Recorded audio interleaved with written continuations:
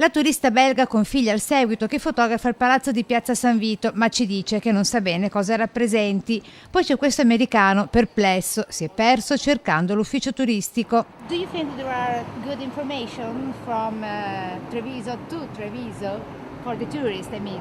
Not so far, I haven't found any. Any? Not so far, no. Non ha trovato alcuna indicazione che potesse aiutarlo, dice. Come lui si è persa anche questa comitiva con frate al seguito e sgomenta la Boy Scout francese indicandoci il lungo pellegrinaggio fatto alla ricerca della chiesa di San Francesco. On était là et on voulait aller là et en fait bon, il n'y avait pas les noms des rues et comme on s'était pas mis, on a fait tout le tour comme ça. Et donc voilà. Et on s'était dit que s'il y avait des pancartes, on aurait été très contents. Lei ha le carte. Abbiamo visto un po' tutto. Cioè, che cosa le è rimasto in mente? Bella. Ma mi indichi il luogo che ha visto?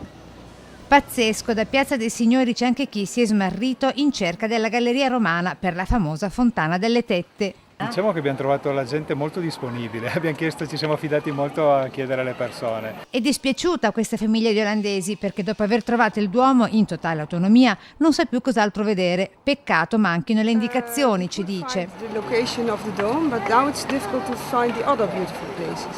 Because there aren't the indication. Yes, exactly. It's a shame. Yes, it's a shame. I think so, because I don't know what is to see. Idem per quest'altra famiglia francese. Non, on n'a pas d'indication.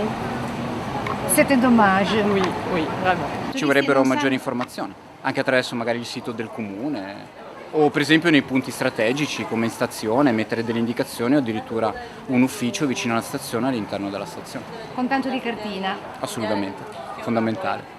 Bisogna sfruttare queste risorse perché l'Italia dovrebbe vivere di turismo